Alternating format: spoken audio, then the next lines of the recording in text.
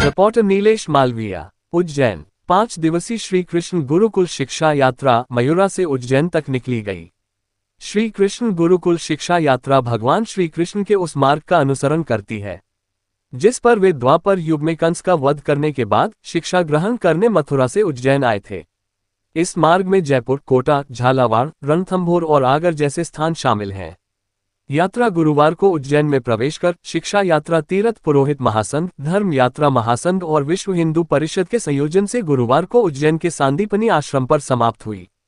इस धर्मसभा आयोजन में मुख्यमंत्री डॉक्टर मोहन यादव ने वर्चुअली जुड़कर सभा को संबोधित किया, जिसमें साधु संत उपस्थित रहे। मुख्यमंत्री ने अपने संबोधन में कहा कि विश्व हिंदू परिषद और सरकार के सभी संकल्प पूरे हो रहे हैं। उन्होंने विश्वास व्यक्त किया कि आने वाले समय में मथुरा में भगवान गोपाल कृष्ण के आनंद का अनुभव होगा, जिसे दुनिया की कोई ताकत नहीं रोक सकती। सरकार के माध्यम से जो संकल्प लिए गए वे पूरे हुए हैं। उन्होंने अयोध्या में राम मंदिर निर्माण का उदाहरण देते हुए कहा कि पहले लोग मजाक बनाते थे कि मंदिर वहीं बनाएंगे, तारीख नहीं बताएंगे, लेकिन अब तारीख भी बता दी और मंदिर भी बन गया।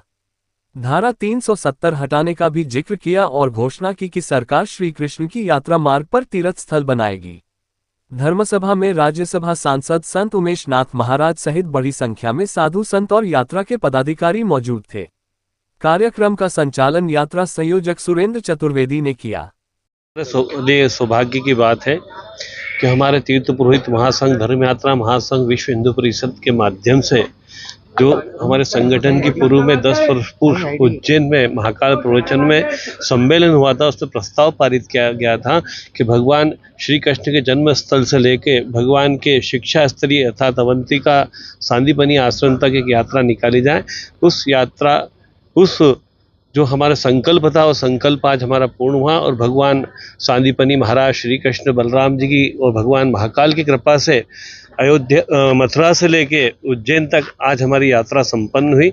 और इस यात्रा में जहाँ जहाँ हमारे पड़ाव थे वहाँ धर्म सभा भी हुई और हमारे जो सनातन धर्म के संत हैं उनके आशीर्वाद हमें प्राप्त होते रहे और भगवान की श्री कृष्ण बलराम और सांदीपनि जी महाराज की कृपा से हमारी यात्रा निर्विघ्न रूप से पूर्ण हुई। और इस यात्रा में जिन जिन लोगों ने हमारे प्रांत के, मध्य प्रदेश प्रांत के, उत्तर प्रदेश प्रांत के और जो है राजस्थान प्रांत के, दिल्ली प्रांत के जिन जिन लोगों का हमको सहयोग प्राप्त हुआ, हम उन सब के लिए उन साधुवाद करते हैं और ऐसा ही उनका सहयोग हमें प्राप्त होता रहे और भगवान श्री कृष्ण की यह यात्रा निरंतर ऐसी ही चलती रहे। जय श्री महाकाल, जय श्री कृष्ण। द्वापर के युग में आज से 5200 से भी अधिक वर्षों के पूर्व जब मथुरा से चल कर के 11 वर्ष की उम्र में अपने बड़े भाई बलराम के साथ यहाँ पर शिक्षा ग्रहण करने आए थे, उस मार्ग की खोज इतिहासकारों के द्वारा भगवती लाल जी राजपुरोहित, वाकणकर जी, आनंद शंकर जी व्यास ऐसे कई विद्वानों के माध्यम से हमने इस यात्रा का मार्ग का खोज की और उसके पश्चात यह निश्चित किया कि धर्म यात्रा महासंघ के माध्यम से, तीर्थ पुरोहित महासंघ के माध्यम से इस यात्रा का शुभारंभ किया जाए। ये 10 वर्ष पूर्व हमारी राष्ट्रीय कार्यकारिणी की बैठक में महाकाल मंदिर समिति के प्रवचन हाल में इसका संकल्प पारित किया गया था। आज वह पूर्ण हुआ। यह यात्रा 4 अक्टूबर को यमुना मैया की आरती करके और वहाँ विशाल शोभा यात्रा निकाल करके इसकी यात्रा का प्रारंभ किया, जो मथुरा से 5 अक्टूबर को सुबह जन्मभूमि से चालू होकर जयपुर, कोटा, झालावाड़ होती हुई आगर से आज नगर में प्रवेश किया है।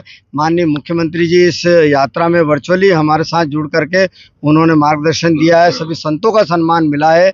माननीय मुख्यमंत्री जी ने भी यह कहा है कि इस यात्रा को केवल यह एक पार्ट है, दूसरा पार्ट इसका उज्जैन से द्वारका तक का होगा, क्योंकि भगवान कृष्ण ने जो गुरु दक्षिणा में ऋषि सांदीपनि को अपने बच्चों को लौटाने के लिए संकल्प लिया था, वह यात्रा का दूसरा संकल्प हमारा जो पूरा होगा वो द्वारका तक का होगा। माननीय मुख्यमंत्री जी ने आज जो कहा है, अगले वर्ष इस यात्रा का कार्यक्रम और मथुरा से द्वारका, उज्जैन और उज्जैन से द्वारका तक का करने का प्रयास हम करेंगे।